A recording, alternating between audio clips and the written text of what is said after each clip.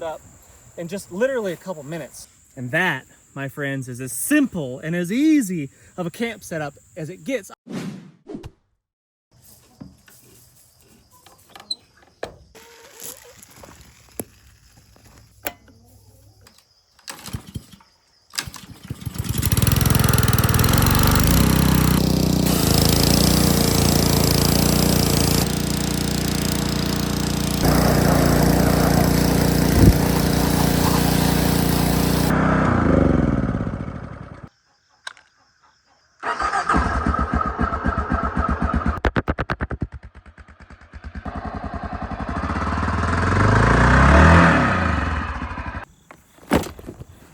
Friends, welcome back. I am Jason, and today I'm talking about my sleeping gear for the Moto. Well, really, honestly, this is my sleeping gear for pretty much however I'm traveling. But specifically on the motorcycle, you've got to travel super light because the motorcycle's not a lot of storage space for one, and any kind of added weight on the back of the bike makes it handle poorly. We don't have time for that when we're doing wheelies and burnouts and jumps and cool stuff like that. So this is basically my entire sleep gear system right here that I'm holding. And if I had to guess how much this weighs, I would say 1.5 pounds at most. That's a guess. But it's really lightweight stuff, but it's reliable stuff that's gonna see me through a pretty chilly night. And inclement weather if it should come down, a snowstorm, or who knows what could happen out there. This is just a very simple Therm-a-Rest accordion style sleep pad, the egg carton. Is this the comfiest, softest, cushiest night's sleep that you'll ever have? Absolutely not. Absolutely not. You're gonna feel some, if you're not careful and you don't move some of the rocks and stuff, you're gonna feel some of those bumps in the night, which, you know, I'm willing to live with, but I do have a gift. I can sleep kind of anywhere, and that's one of my superpowers. But I do like this sleep pad because it's ultra reliable. It doesn't fail me. I have had inflatable sleep pads go flat on me in the middle of the night, and it sucks. Most recently, I was sleeping in the back of my truck, not even on the ground where there's thorns and pokey stuff. I was sleeping on the steel bed of my truck, and I woke up in the middle of the night, laying on the freezing, it was like 20 degrees, laying on the cold steel, and that was lame. This will not fail me. I have been carrying this one for a long time, for years actually, and it has never once gone flat on me. I cut it down a little bit. It's a little bit smaller than what comes from the store. I cut maybe 3 sections out of it, something like that, just to cut down on the bulk, because the downside of this one is how big it is. It weighs practically nothing, but it does take up a chunk of real estate in your kit. But for reliability, I can't beat it. I don't ever have to worry about this, and that's why I carry this sleep pad. This is a fantastic down-filled sleeping bag that is made by Big Agnes. It is part of a larger kit. It comes with a top quilt, and it incorporates an inflatable sleep pad into it. It's like kind of all integrated system. But what I've done is I found out what works best for me, and I've just gotten rid of pretty much everything in that system. I still use it, but specifically I use this more than anything else, and this is that Lost Ranger, see that? Lost Ranger UL 3-in-1 20 degrees Fahrenheit. It's 20 degrees Fahrenheit if you use this in conjunction with a top quilt as well. This bag right here, I believe, don't quote me, it's 40 degrees, rated to 40 degrees by itself. So it's down. Yes, down if it gets wet. Typically, it stays wet forever, and it's really difficult to dry it out. But this down has been treated with a waterproofing agent. It makes it hydrophobic, if you will. Big fancy scientific term for meaning that it just doesn't absorb a lot of water. But the best thing about down is how small you can compress it down. You can't do this with the synthetic fabric or synthetic fills as nearly as well. You can squish this one down pretty, even smaller than that if you really work at it. And that is a 40-degree bag, and that is a pretty cozy night's sleep right there. In conjunction with that sleeping bag right here, I want a way to keep it dry. Even though it's been treated with hydrophobicness, I want a way to keep it dry. And I use a bivvy bag like this one right here. This is an SOL breathable Escape Bivvy. And this thing is fantastic. It's really light. Doesn't take up a lot of space, packs down really, really small. And it'll give me another, say, 10 degrees plus or minus something like that, in addition to what my bag is rated. So I can crawl in this, even in the summer months, the warmer months, sometimes this is all I use, if I'm using anything at all. I might just use this as my sleeping bag and nothing else. And come rain, doesn't matter. It doesn't matter. I'll stay nice and cozy and dry in this. My sleeping bag won't get wet. And some of the warmth comes from that Mylar reflective layer on the inside. That reflects your body's warmth back to you, which is pretty great. Now, last but not least, when you're talking about my camp setup, it's gonna be a poncho. If anybody's ever seen any of my videos, you guys know I like ponchos. And this is what I sleep under 99% of the time. If I'm out camping in the woods by myself, this is what I'm sleeping under right here. It's just a mil-spec poncho. This one happens to be made by Helicon Tex, right there. Helicon Tex. And these are great. They don't cost that much money. They last a long time. They're waterproof. You can wear it as your shelter around camp. You can cover your bike up with it. This white motorcycle that's really bright. Let's say perhaps, maybe, you know, hypothetically speaking, I'm camping someplace where I'm not supposed to be. I could cover up my motorcycle and make it essentially go away pretty easily with something like that. And then I can also set this up as my shelter, as my tarp, which I'll show you here in just a second. And this is what's gonna keep the elements off of me coming down from above. Not that these are essential, because you can just make them out of branches in the woods, but you can also carry a few tent stakes to make setup a little bit easier. One piece of string is really all you need, just one.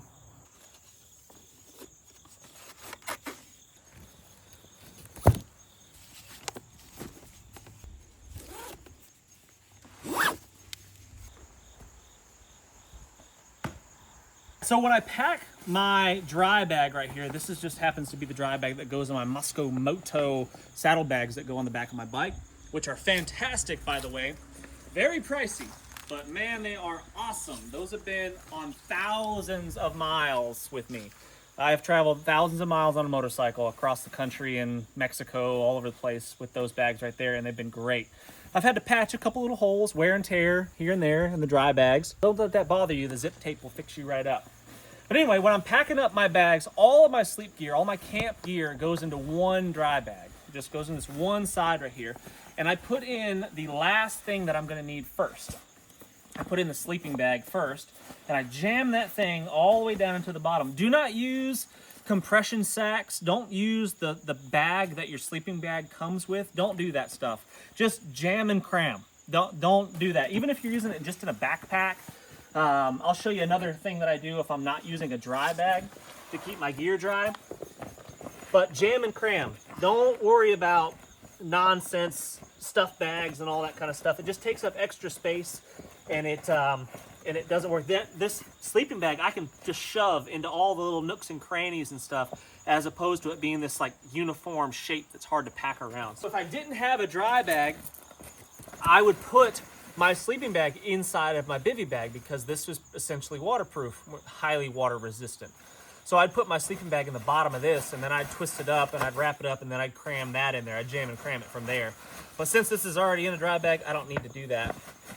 I jam this on top,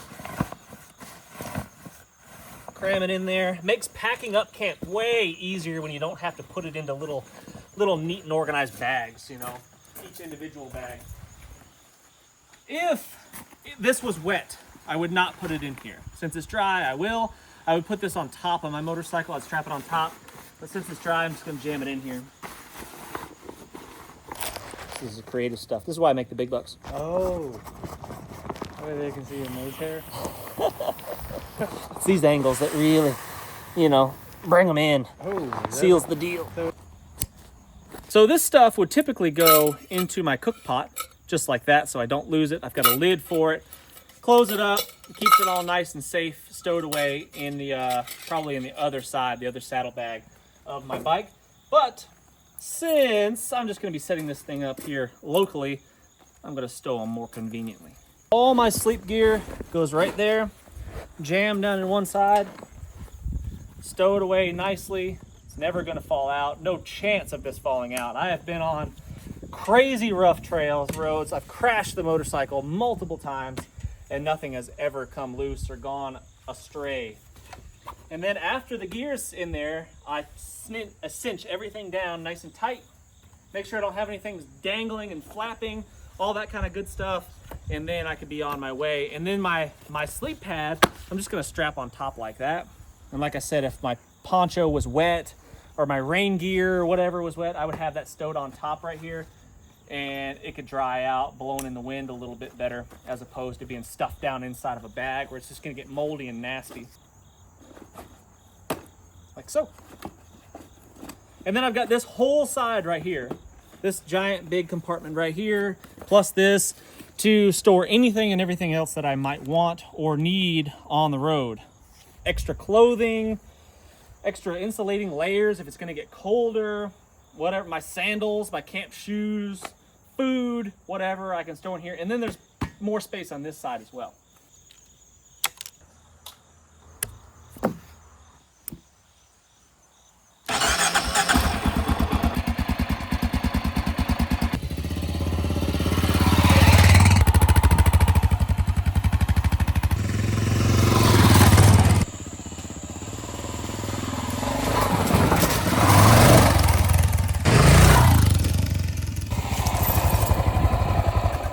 So we've arrived at camp on my really long adventure ride that I just went on a whole 75 yards from where we started. So now it's time to unpack and get my camp set up, and it's really fast. I've got this down to pretty much a science because I've done it a billion times. All right, billion's an exaggeration, but I've done it a lot. So all I gotta do now is take my sleep pad out and decide where I wanna lay down my body. Now, sometimes it's convenient just to lay right next to the motorcycle somewhere. Sometimes it's not. It just depends. But in this situation, it's extremely convenient to lay down next to the motorcycle, so that's what I'm going to do. So I just want to decide where I want to lay down. I'm going to clear my area, make sure there's nothing pokey in the ground, any rocks that are going to be jabbing me in the middle of the night, because I promise you, if it seems like a little thing right now, it'll be a huge thing at 3 a.m. It'll be really uncomfortable. So solve that problem right now. Make sure you're not in some hole where water's gonna collect and make you miserable laying in a swamp in the middle of the night. Have yourself on some elevated ground to some degree at least, and then figure out where I'm gonna lay down. This looks pretty good, a little bit higher right here, so my head's gonna be elevated. I'm probably gonna lay down right there. That's gonna be home for the night. Poncho comes out, just like so, and then I take a piece of string to attach to probably just my turn signal right here. You could use anything. Like I said, I typically use a tree or sapling or something like that, but for this demonstration, I'm gonna use the motorcycle. So what I'll do is I will literally just take the string through the loop. I always keep a little bit of string attached to each of my corners of my poncho. It just makes it easier to stake it out, especially if you're making stakes out of tree branches, because they won't oftentimes fit through that grommet hole. So I just put a little piece of quarters like that. But now I will tie off to my light right here, and I don't use a fancy knot. I just tie my shoes. Look at that. If you know how to tie your shoes, you know how to do that knot right there, and you know how to set up your camp. I'll come out to the farthest point. I'll take one of my stakes, and I will stake it nice and taut into the ground at about a 45-degree angle. I don't want to stake it straight into the ground like this, because if I do, it's more likely to get pulled out of the ground in the middle of the night by the wind. So I'm going to stake it at about a 45-degree angle towards the motorcycle, just like that.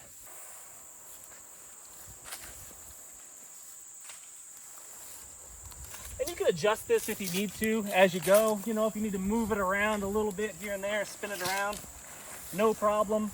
If for some reason it's not working out the way you anticipated it to. But I think this is going to be just fine for now. Now I've got this big gaping hole right here, which typically it's not a problem. You just kind of fold it over to one side like that. But if the wind was blowing and it was raining sideways, you might have an issue. So you can just take it like that, draw the drawstring up, give it a twist. I wrapped it around a couple times. I take my thumb, I lay one wrap over my thumb, and then I just stick the excess through like that right there. Gives me a nice little bow, and I can easily undo that when I'm ready to break camp. And now, friends, essentially camp is made. That's pretty much it. That's all you really need to do. Now I've got my bivvy bag And I've got my sleeping bag ready to rock. It's been a hard day. It's been a long day. I've been riding all day long. I'm wore out. I don't want to mess around with tents and tent poles and all that crap. I could have this thing set up in just literally a couple minutes. Way faster if I wasn't taking the time to talk to you guys. I take my sleeping bag, my bivvy bag, if I needed them both. If it was nice weather, I may not use the bivvy bag. I might just sleep on the sleeping bag. I throw that in there like that. I put it in here on top of my sleep pad, like so.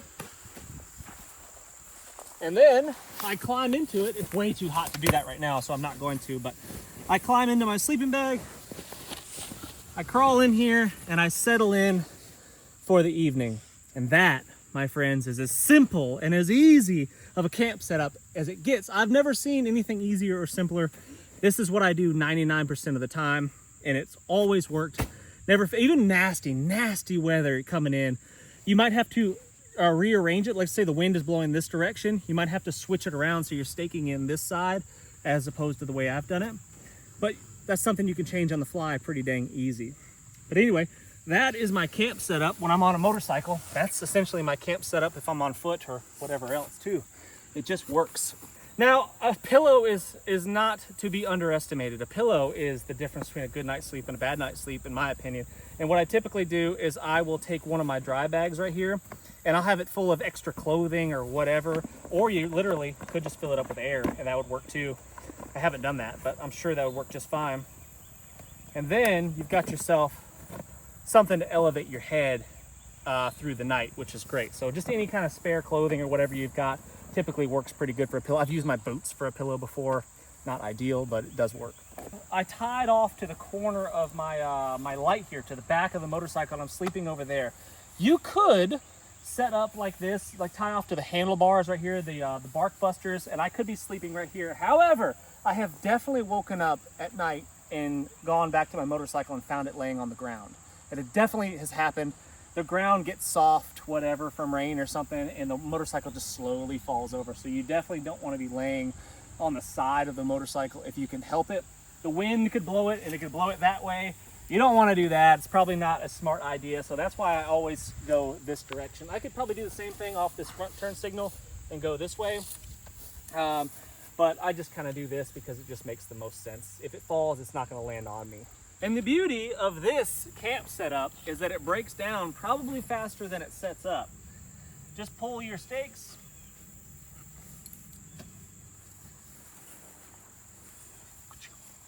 Untie. Ka-chow. Just like that. Put that back in your pocket. Wouldn't recommend riding with tent stakes in your pocket. That's a bad idea. That could go south really fast. But store everything away safely, preferably, and then jam and cram it back into that dry bag, and that's essentially it, my friends. Now, I'd love to hear what you guys think about this in the comment section. Comments are really helpful for the video, so please ask any and all questions. Just leave me a thumbs up, anything, I don't care. Make sure you hit that thumbs up. Subscribe if you haven't done so already. And until next time, friends, what's the worst that could happen? Let's just go on 3.